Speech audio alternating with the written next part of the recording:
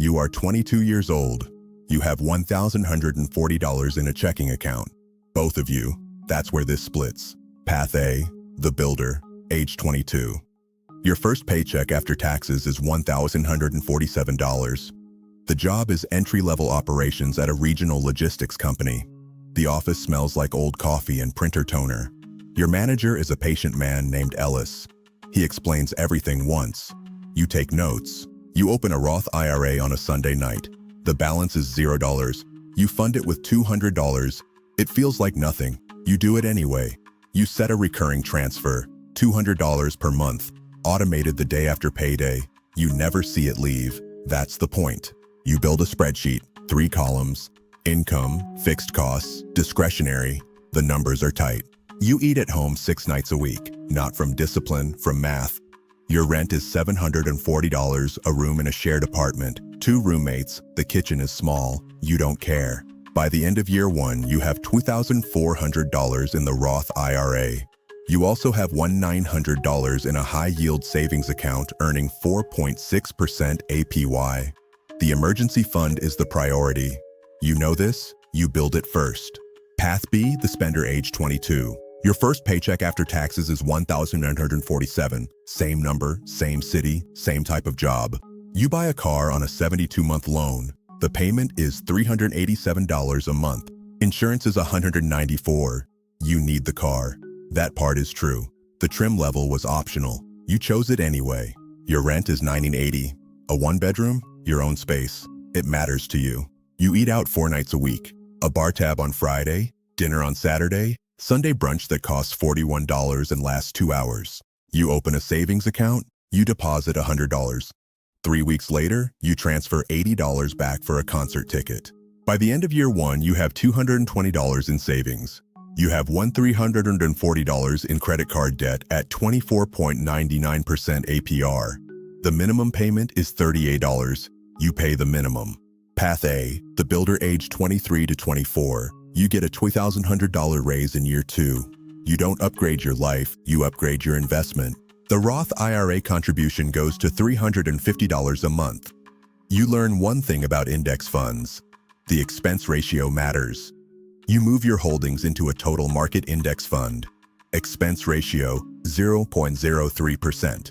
By 24, you have $9,800 in your Roth IRA. The market dipped once. You watched the balance fall to $7,200 in 6 weeks. You bought more, not from courage, from understanding.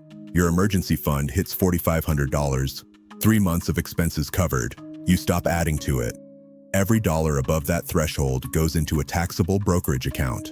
Path B, the spender age 23 to 24. You get the same $2,100 raise. You upgrade your apartment. The new rent is $1,140. The building has a gym. You use it 7 times the first month, 0 the third. You buy a couch. $2,400 on a buy now pay later plan. 0 interest for 12 months. You forget when the 12 months end? The interest kicks in retroactively. That's how it works. The credit card balance grows. You open a second card, a rewards card. The sign-up bonus is 60,000 points. You spend $4,000 in 3 months to earn it. By 24, you have $4,200 in consumer debt. The car loan balance is $19,100. Net worth approximately $22,160. The distance between these two people is $37,160. Path A, the builder, age 25 to 27. Rent goes from $740 to $890. You negotiate a 14-month lease to lower it by $40. The landlord is a quiet woman named Sable. She agrees immediately. You enroll in your company's 401 at the full employer match rate. The match is 4%. The employer adds another 4%. You are not leaving free money on the table. At 26, you find a listing in a secondary market, a duplex. List price $112,000. A contractor named Marcus walks it with you. His estimate $7,400 in cosmetic repairs. At 27, you close on the duplex. Unit 1 rents for $725. Unit 2 for $710. Gross monthly income $1,435. After insurance, taxes, and maintenance, you net $614 a month. It is not passive, but the math is real. Path B, the spender age 25 to 27. You take a trip to Cancun in February. $2,100 on a card you're already carrying a balance on. You pay the minimum through April. The car loan ends. You lease a new one. The payment is $421 a month. Early termination costs $2,800. You didn't read that clause either. By 27, you have $6,800 in credit card debt. You are paying $1,340 a month in debt servicing and subscriptions before rent. Your savings account has $100. It feels like progress. It isn't.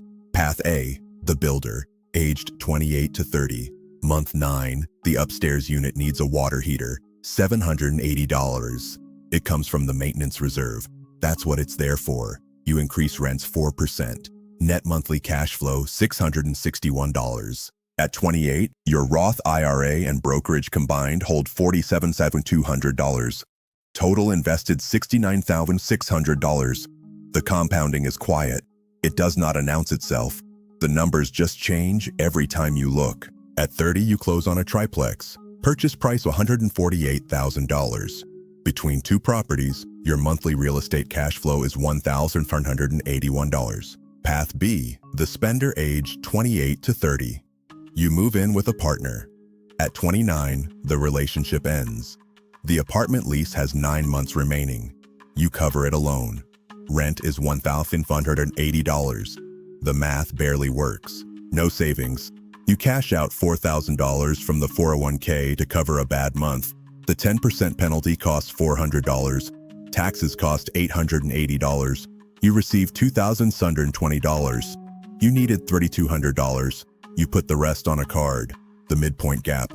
Age 30. Path A, net worth $134,000. Path B, net worth $14,000. The distance between these two people is $148,000.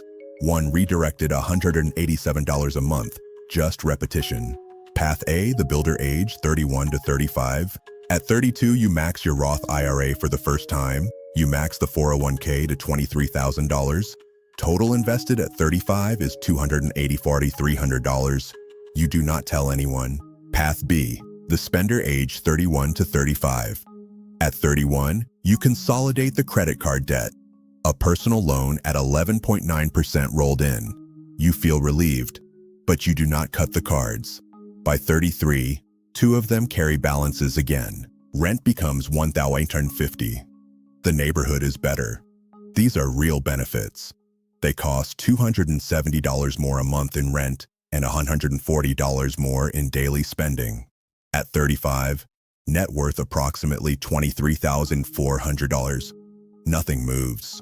Path A, the builder age 36 to 40. At 37, you sell the first duplex. You net $74,000.